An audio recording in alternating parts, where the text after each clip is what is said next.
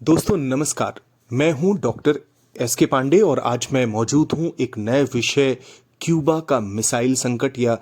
Missile crisis in Cuba या Cuban missile crisis, Cuba का प्रक्षेपास्त्र संकट, कई नामों से इसको हम जानते हैं। और यह संकट एक ऐसे संकट के तौर पर जाना जाता है जब शीत युद्ध के दौर में दो महाशक्तियां सोवियत संघ और संयुक्त राज्य अमेरिका एक दूसरे के सामने जा पहुंची थीं और पूरी दुनिया सांस साध कर ये देख रही थी कि आखिर इसकी परिणति क्या होगी, इसका निष्कर्ष क्या होगा। एक ऐसे समय जबकि शीत युद्ध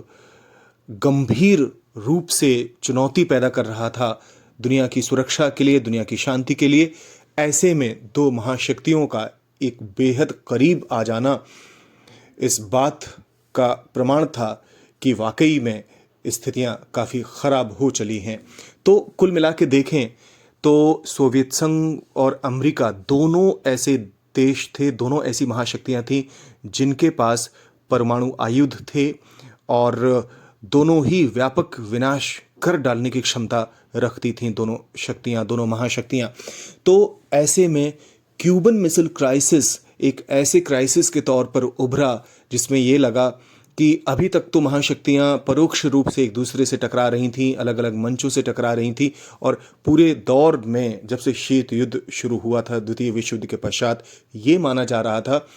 कि ये जो टकराव है उसमें महाशक्तियां सीधे सीधे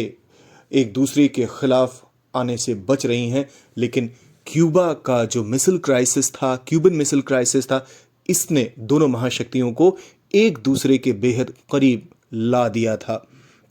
क्यूबा की अगर भौगोलिक स्थिति की बात की जाए तो अमेरिका का मैरीटाइम नेबर है, एक ऐसा देश है जो द्वीपीय स्थिति रखता है और अमेरिका के काफ़ी करीब है। आपको पता ही है कि अनेक साम्यवादी क्रांतियां हुई हैं दुनिया में, जैसे 1917 में लेनिन के नेतृत्व में रूस में पहली साम्यवादी क्रांति हुई, इसको बोल्शेविक रेवोल्यूशन भी कहते हैं। 1 अक्टूबर 1949 को माओ के नेतृत्व में चीन में साम्यवादी क्रांति हुई थी और चीन में फलस्वरूप साम्यवादी शासन की स्थापना होती है। 1958 में डॉक्टर फिदेल कास्त्रो के नेतृत्व में क्यूबा में भी ऐसी ही एक साम्यवादी क्रांति हुई और फलस्वरूप यहाँ पर साम्यवादी शासन की स्थापना हुई। सभी जानते थे कि डॉक्टर फिदेल कास्त्रो सोवियत संघ से काफ़ी घनिष्ठ रूप से जुड़े हुए थे और अमेरिका इस साम्यवादी क्रांति के पश्चात बेहद तनाव में था कि अभी तक जो साम्यवाद काफ़ी दूर था वो अमेरिका की सरहदों के बेहद करीब आ चुका है और इसने अमेरिकन नेतृत्व को काफ़ी ज़्यादा चिंतित कर दिया। कास्त्रो की सरकार जो थी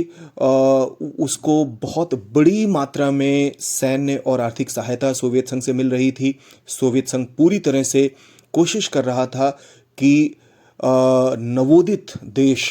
साम्यवादी नवोदित देश क्यूबा में किसी भी तरह से साम्यवाद के लिए खतरा ना उत्पन्न हो। उसे पता था कि अमेरिका इस बात को बर्दाश्त नहीं करेगा कि उसके इतने करीब साम्यवाद आ पहुंचा हो।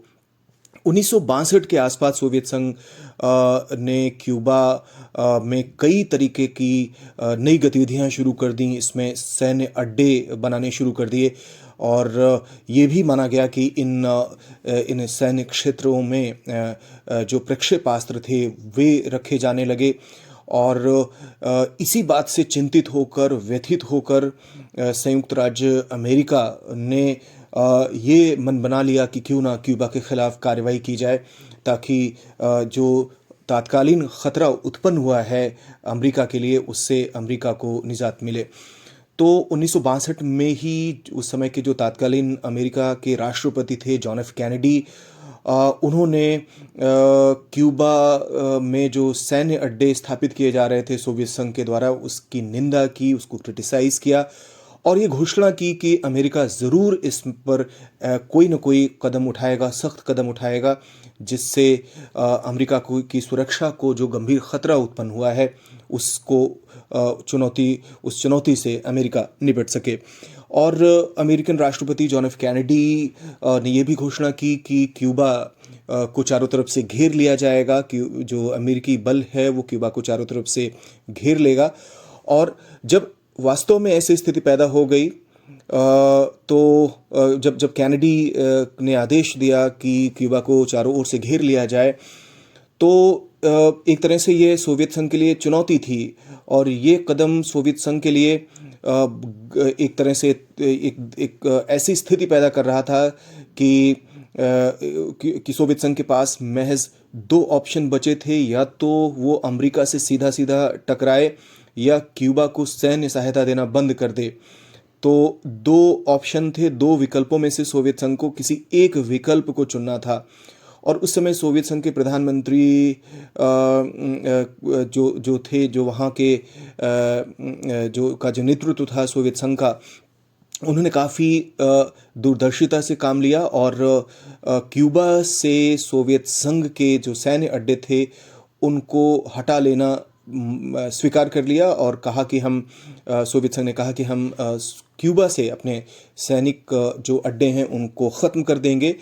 और जॉन एफ कैनेडी अमेरिकन राष्ट्रपति ने सोवियत संघ के इस निर्णय का स्वागत किया और कहा कि ये विश्व में शांति की दिशा में उठाया गया एक अभूतपूर्व कदम है। कैनेडी ने इसे एक महान राजनेता का महान निर्णय कहा, और यही क्यूबा का मिसाइल संकट या क्यूबा का प्रक्षेपास्त्र संकट था, जिससे ये माना जाने लगा था कि कहीं ना कहीं एक ज़रा सी भी चूक तीसरे विश्व युद्ध को जन्म दे सकती है। तो मैं समझता हूँ आपने क्यूबा के मिसाइल संकट को समझ लिया होगा स्पष्ट रूप से। फिर भी आपके जहन में कोई सवाल है इस बारे में, और विस्तार से इसकी जानकारी चाहते हो, कोई भी विषय इससे जुड़ा हुआ हो जो आपको उसमें विस्तार से जानकारी चाहिए, तो आप संपर्क कर सकते हैं। आप निश्चित रूप से कमेंट करें और अपने सवाल को कमेंट के ज़रिए मुझ तक पहुंचा सकते हैं। मैं निश्चित रूप से उसका उत्तर दूंगा। धन्यवाद।